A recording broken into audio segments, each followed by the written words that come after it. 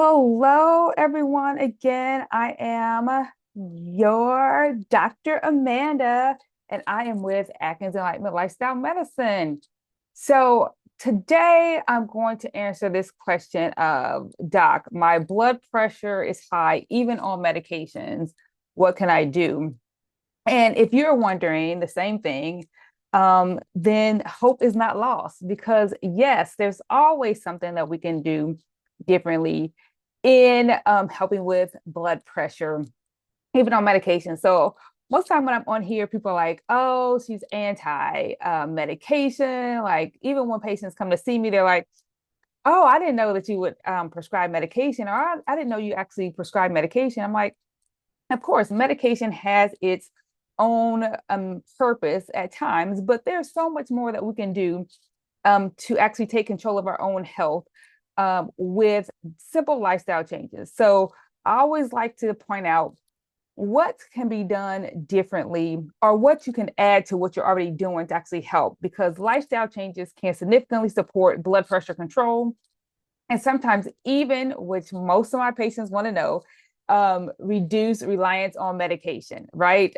So medication has its own place, but there's other things that we can do to actually help so we're not reliant on medication all the time. And the first thing is I want to talk about that we hear all the time is sodium. So what can we do about that? So most people consume more salt than they actually realize because it hides in processed foods, breads, sauces, all those snacks that we want to eat. But if we focus on fresh whole foods and flavor with other types of herbs and spices, lemon, vinegar, peppers, instead of salt, then it's going to be so much better. Okay, so sodium is just not good for our arteries. It irritates our arteries, keeps it, inflamed, and just wants us to keep the arteries hard and things. So we don't want that. So salt can sneak in. Because I even hear people tell me, well, doc, I don't add salt to my food. But if you actually look at what's already in food, some of the things, even some of the sauces and the things that we add to the food, like later. So we may cook the food and then add something to it. Those are where it sneaks in on us. And so you would be surprised to just turn around and turn the actual label around on food and look at it, and you're like, oh my gosh. And you really have to look at the serving size because it may say it's only like 200 milligrams of sodium, and it may be for every teaspoon you put in, and you put in a cup, something like that. It can really be sneaky, and you just have to be more conscious. So fresh whole foods, without adding anything in there. Sometimes you can even get away with some of the frozen foods. And sometimes even now, some of the canned foods, because we talked about it so much, that some of the canned food has no sodium added. And again, you just want to look at the label because that's going to be the most important. Again, you'll be surprised. So even if you're not getting the food, and the next time you're in a grocery store, I would just say go around to different things in the grocery store and like compare how much sodium is in certain foods. Compare like the middle aisles versus the perimeter. And since I don't eat meat, I'm about to do this the next time I go, and I want to look and see if it actually shows it on some of the meats that are cut in there, because those can actually be high in sodium, and it's been found because they sell usually meat by the pound, especially like poultry, chicken, and unfortunately, because of the economy that we live in, they added in like salt water, like pumping like the chicken with salt water. So they're heavier. And so it's just full of sodium, but not necessarily more of the meat that you're looking for. So I'm gonna do that myself. I've done that for the center aisle, but I haven't done that for the meat aisle. So I want you all to do that. Go around and looking there to see if you can see how much sodium is actually in food. All right.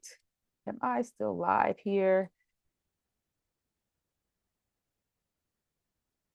All right, good. So just making sure I don't see any comments, questions as we go along. So the next thing we want to do as far as our blood pressure is to make sure we are moving. Movement matters. Even if you just aim for a little bit of movement every single day. So movement versus exercise. I want to emphasize that. Um, just saying people have comments. Movement versus exercise. So movement is just something that you're doing, like you get up, go up the stairs, or you take the stairs and instead of like the elevator, like those are actual movement exercises. I'm not exercise, movement. Parking further in the parking lot and then walking into the store, walking around the stores, because you're already going there anyway. So those are movement. Exercise is a type of movement, but it's actually a scheduled time for a certain amount of time. And for it to be like exercise, you want it to actually get your heart rate up. So you want to aim to like 30 minutes of moderate activity most days. When I say most days, I mean like 5, 6, and sometimes even 7 days a week to help bring the blood pressure down. So what are we doing? Walking. If you follow me at all, you would know that I've been doing a walking challenge, but that's for diabetes, but it also can help with high blood pressure. But I'm walking, and not just like leisurely walking, like looking in the window or something like that. You want to be like walking to where like it's a little bit hard to breathe, but you can still talk. Like you can still talk. You can't sing, but you can talk. Cycling, bicycling, swimming can also help with lowering the blood pressure. Again, aiming for like 30 minutes. And even if you can't get 30 minutes at one time, if you can do it in like chunks of 10, that still overall would be, your body understands the movement, but intentional movement for a certain amount of time that gets your heart rate up. Okay. So that's what you want to do. That's the second thing. So first, you want to really watch out for the sodium in your food that's already added in there, not necessarily what you add. And then movement matters. Okay. The next thing is stress reduction, chronic stress. I cannot stress about stress enough, because it raises the cortisol in our bloodstream and it actually increases our blood pressure. And we need to incorporate daily, did I say this, daily relaxation things to help reduce that chronic stress, because it's not so much that it's so much to take us out at the time, like fight or flight, like we have to keep going. But it's just like that, like right under the radar. And that stress just kind of wears on the body so much. So we need to do something every single day, sometimes multiple times a day, to decrease that stress and actually bring it down. Okay.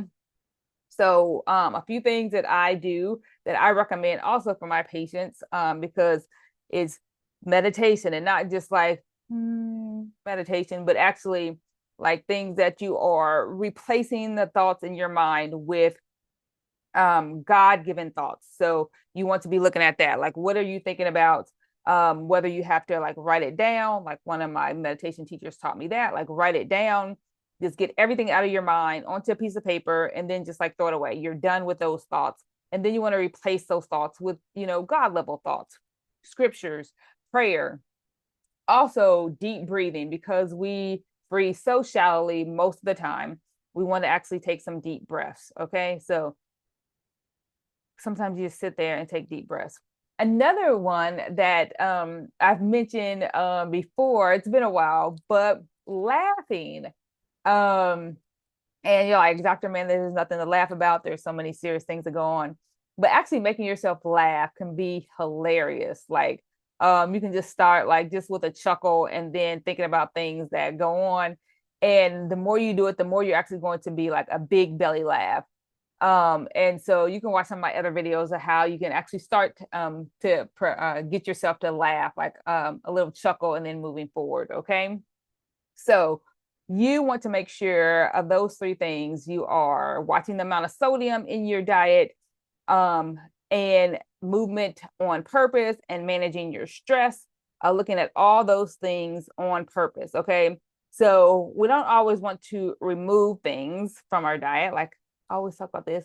You want to add in things. So I'm always going to tell you leafy greens, no matter what it is. If I don't say leafy greens, you must be like, Dr. Amanda, what is going on? Leafy greens helps bring down so much inflammation in our body. So we want to actually always add in those leafy greens, and did I say leafy greens? That actually makes a big difference. And I know you're like, Dr. Amanda, I've heard all these things before, but it's like, but these things actually make the biggest difference. Like you're asking, what else can I do besides medication? My blood pressure is still high on these medications. The doctor just want to keep adding more and more medications. What can I do? So if you know these things, I'm asking, are you doing these things? And are you doing all of these things? You don't have to do them all at one time, but know that as you add in more and more of these things and actually make a habit out of them, it actually will help bring your blood pressure down and keep that down over time, because we can't just like do it for one time or do it for like a week or 2 months and then go back to what we were doing before, because then it's just going to come back, right? So we just want to be very, very conscious of what we're doing, what can be changed, and what we can simply make that can simply make a difference for us. Okay, so you can also want to make sure within your diet, besides leafy greens, to make sure you're adding in more potassium rich foods, because you can look at my other videos where I talked about sodium versus potassium in the diet. So foods like sweet potatoes, which I absolutely love, can help with that. So sweet potatoes, adding that into your diet. I know people are like, carbs, carbs, carbs. I don't want to eat carbs, but sweet potatoes are actually pretty good. We don't want to add in a lot of sugar and salt to them, like the butters and things of that nature, but the sweet potato itself has a lot of potassium. Okay. So these are the things you can do to actually help decrease your blood pressure more, to where you're not relying on medication as much. And even if you're on medication and your blood pressure is still high, adding these things in can actually make a huge difference for your blood pressure. Okay. So if you're ready to take control of your health by decreasing your blood pressure naturally, I can help you create a personalized, practical plan. So book your session with me, Dr. Amanda, at www.dramandamd.com. And we will be more than happy to have you here at Atkins Enlightenment Lifestyle Medicine. So blessing and health to y'all. I look forward to helping you. Definitely put your questions in the chat also. And then I'll come back on here on a live and answer those for you. All right. Bye-bye. Till next time.